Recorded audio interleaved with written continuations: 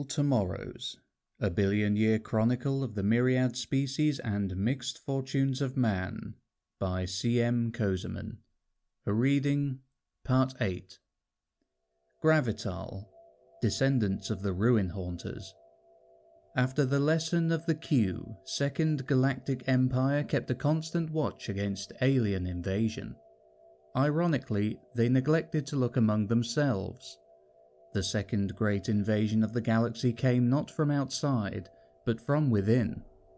The Ruin Haunters, who were lucky enough to inherit the secrets of the Starmen and Q when other species were mere animals, had experienced a tremendous advance in technological prowess. All in all, they were as sophisticated as, if not more, than the astromorphs of the Void. But their ascendancy was not a sane one.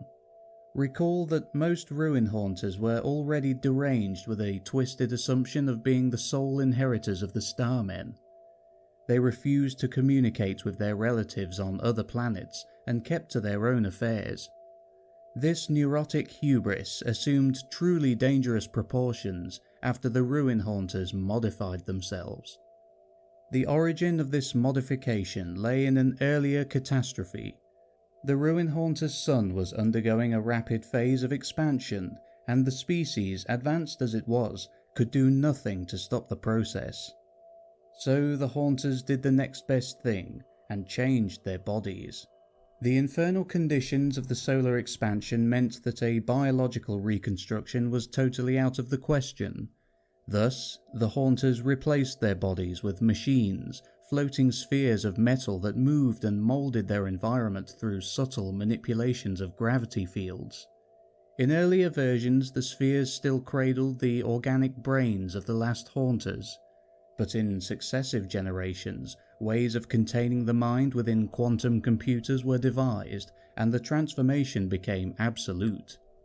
The Ruin Haunters were replaced by the completely mechanical Gravital. While not even organic, the Gravital still retained human dreams, human ambitions, and human delusions of grandeur.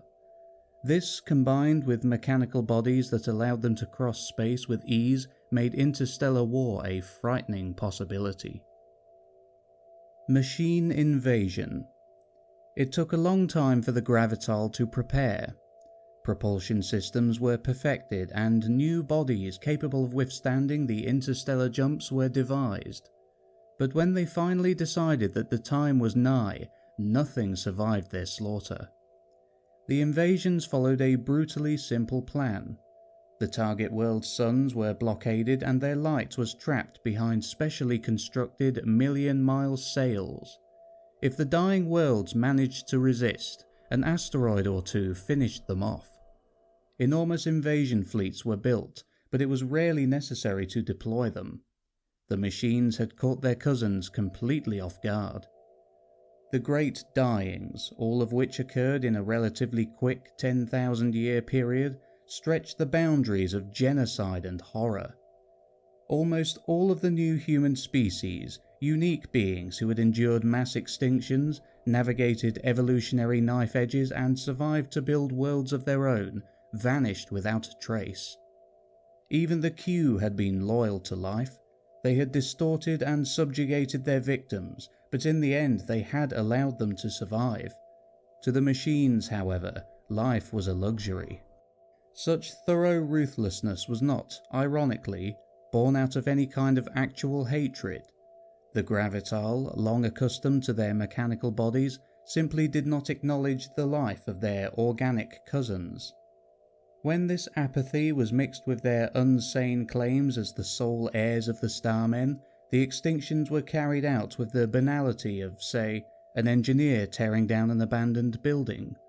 Under the reign of the machines, the galaxy entered a brand new dark age. When considering the invasion. The machine invasion brought on the greatest wave of extinctions the galaxy had ever seen, for it was not a simple act of war by one species against another, but a systemized destruction of life itself. When considering such a vast event, it is easy to get lost in romantic delusions. It is almost as easy to write off the Gravital as evil, as it is to consider the entire episode as a nihilistic end of everything kind of scenario. Both of these approaches are, as they would be in any historical situation, monumental fallacies. To begin with, the Gravital were not evil, at least not to their own perception. These beings, although mechanical, still lived their lives as individuals and operated inside coherent societies. They had surrendered their organic heritage, but their minds were not the cold, calculating engines of true machines. Even after giving orders that would destroy 1 billion souls, a Gravital would have a home to go to and, as incredibly as it might sound, a family and a circle of friends towards which it felt genuine affection. Despite being endowed with compassion, their harsh treatment of the organics was the result of, as mentioned before, a simple inability to understand their right to live. Furthermore, the Gravital did not constitute a singular, indivisible whole whose entire purpose was to wreck the universe. True, their technological advancement had allowed them to form a pan-galactic entity, but within itself the machine empire was divided into political factions and even religious faiths. Superimposed over these fault lines were the daily lives and personal affairs of families and individuals. Like any sentient being, they had a sense of identity and thus differing agendas. Nor did the machine invasion mean the end of everything. There certainly was a widespread destruction of life, but what was lost was only organic life. Consuming energy, directing it for reproduction, thought, and even evolution, the machines were as alive as any carbon-based organism. Despite the turnover, life of a sort survived, and as would be seen, even preserved some of its organic predecessors. Subjects: many descendants of the bug facers. The bug facers, racially shy and xenophobic due to their background of repeated alien invasions, became the first species to face the Gravital onslaught. As ironic as their fate seemed, the bug facers were the luckiest of the post-humans. Instead of being exterminated like the rest of their cousins, they survived as the only organic beings in the machine empire. The precise reasons for their retention remain unknown to this day. Perhaps the machines hadn't perfected their ruthless apathy by then, or perhaps they pitied the poor organics and allowed them to maintain a stunted parody of an existence. Whatever the reason, the bug facers endured, but they hardly resembled their original ancestors anymore. Genetic engineering, the lost art of the galaxy-threading Q, and later the tool breeders as well, was mastered almost as comprehensively by the machines. Not hesitating to warp the beings which they did not really consider to be alive, they spliced their way into the bug-facer DNA, producing generations of literal abominations. Would a woman or man of today show any apprehension towards reassembling a computer or even recycling trash? Such was the attitude of the triumphant Gravital. Thus, multitudes of subjects were produced, distorted to such an extent that even the meddling of the Q seemed comparatively timid. Most of them were used as servants, caretakers, and manual labourers. These were the lucky forms. Some submen were reduced to the level of cell cultures, useful only for gas exchange and waste filtering. Others were moulded into completely artificial ecologies, baroque simulations that served only as entertainment.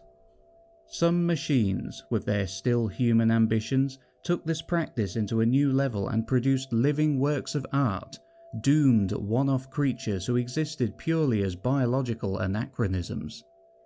Be it as tool, slave, or entertainment, humanity narrowly held onto its biological heritage, while its machine cousins reigned supreme for an unbelievable 50 million years.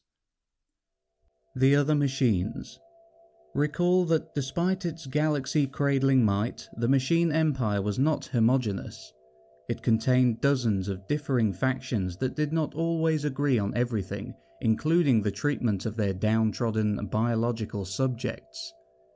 Some machines, over a process involving several religious, social, and philosophical doctrines, began to comprehend the universality of life and the common origin of organic and mechanical humanities.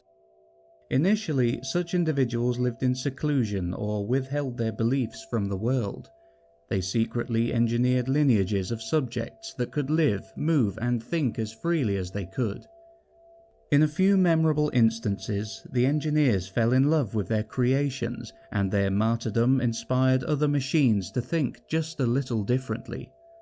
Eventually, the ideology gained enough momentum to be practiced openly in everyday life.